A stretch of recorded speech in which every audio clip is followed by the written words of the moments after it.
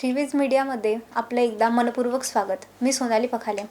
आज आपण बोलणार आहोत अशा विषयावर ज्याने गेल्या काही दिवसात देशभरातील लाख प्रवासी त्रस्त झाले, ते म्हणजे इंडिगो क्रायसिस. फ्लाईट रद्द, तासनतास प्रवासी विमानतळावर अडकले आणि संपूर्ण देशात गोंधळ. नेमकं काय झालं, आज आपण हे समजून घेणार आहोत. क्रायसिसची सुरुवात कशी झाली? तर काही दिवसांपूर्वी अचानक इंडिगोच्या शेकडो फ्लाईट रद्द झाल्या. कोणी विचारलं वाय?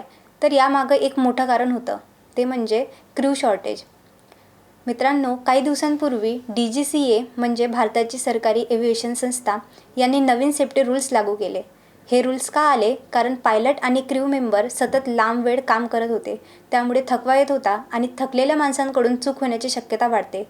म्हणून DGCAने सांगितलं की पायलट आणि क्रूला जास्त विश्रांती द्यावी, रात्री उशिराने उड्डाण कमी करावेत, फ्लाईट शेड्यूल बनवताना सुरक्षितता पहिले ठेवावी. हे नियम खूप महत्त्वाचे होते, कारण सुरक्षित उड्डाण हे सगळ्यात आधी येतं. पण या नियमांसाठी एअरलाईन्सने आधीपासून तयारी करणं गरजेचं होतं. इथेच इंडिगोकडून चूक झाली. इंडिगोकडे पायलट आणि क्रूचा बफर स्टाफ म्हणजे अतिरिक्त कर्मचारी कमी होता.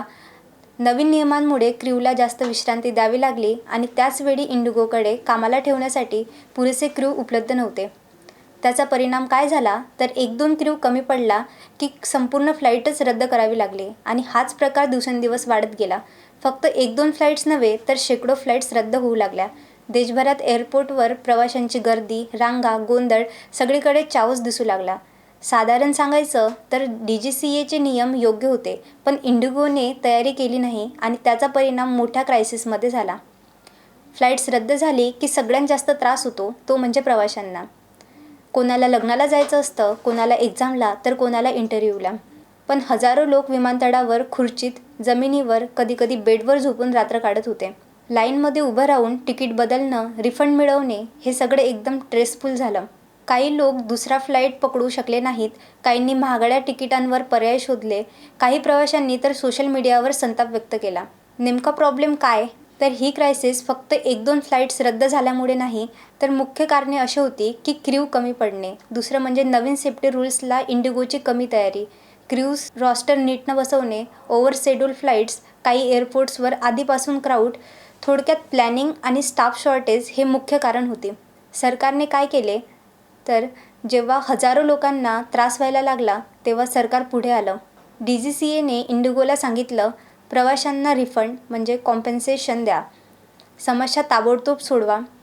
तपास सुरू झाला आणि इंडिगोला विचारणा करण्यात आली. तुमच्या प्लॅनिंगमध्ये नेमकी चूक कुठे झाली?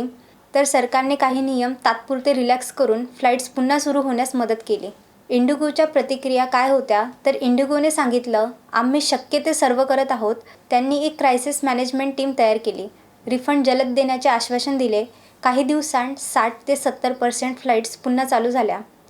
पण अजूनही प्रवाशांचा विश्वास परत आणणं हा त्यांच्यासाठी मोठा चॅलेंज आहे. तर मित्रांनो, हा होता इंडिगो क्रायसिसचा संपूर्ण आढावा. तुम्हाला काय वाटतं? हा गोंधळ कोणाची चूक होती? एअरलाईन्स की गव्हर्नमेंट की दोघांचे? कृपया तुमचे विचार कमेंटमध्ये नक्की लिहा.